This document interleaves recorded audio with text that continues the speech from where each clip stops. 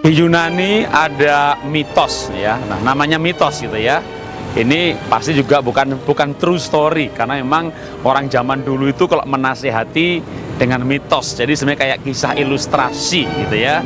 Nah, mitos Yunani ini mengenai seorang anak muda yang bernama Pygmalion ya.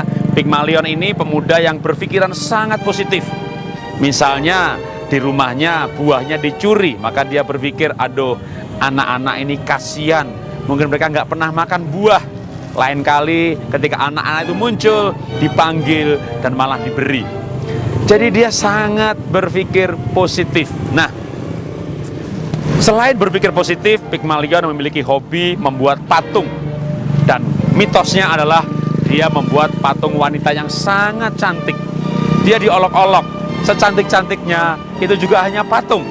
Tapi Pygmalion membuat patung, bangga dengan patungnya, dan memperlakukan patung seperti seorang manusia, seperti sahabat. Dalam mitos ini diceritakan bahwa dewa di Gunung Olympus kasihan melihat Pygmalion dan membuat keputusan patungnya dijadikan manusia sungguhan, wanita cantik yang konon kabarnya menjadi istri Pygmalion. Mereka menikah dan bahagia seumur hidupnya. Ya, sekali lagi mitos ya. Tapi dari legenda inilah sebenarnya muncul istilah psikologis dampak Pygmalion. Dampak Pygmalion diangkat dari legenda ini, sebuah konsep di mana kalau orang berpikir positif, diucapkan kalimat-kalimat positif, maka akan digenapi, atau istilahnya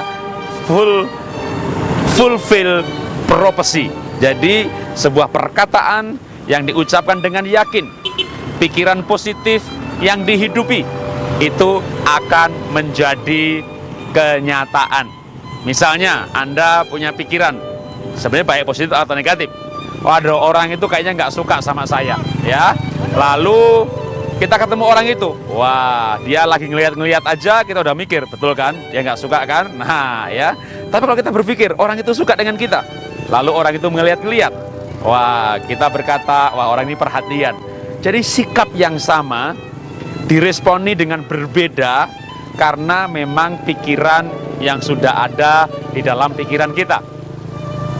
Itulah sebabnya kita sebenarnya perlu mengembangkan pikiran-pikiran yang positif. Karena itu, mari kita berpikir positif, berkata-kata positif.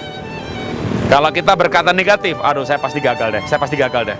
Begitu ada halangan sedikit saja, itu menjadi semacam rambu-rambu yang meyakinkan, benar kan, bakal gagal.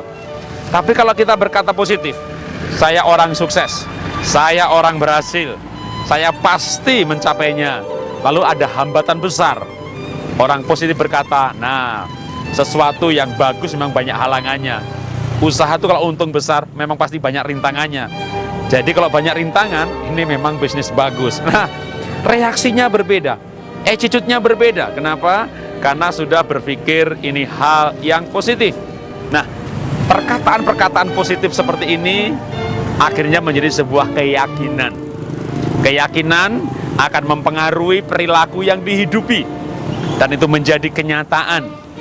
Kalau mitos ini tentu karena Dewa Olympus yang membuat patung Pygmalion menjadi manusia. Tapi untuk hidup kita, maka adalah mimpi-mimpi kita menjadi kenyataan karena kita berpikir, bersikap yang positif. Salam dahsyat, luar biasa.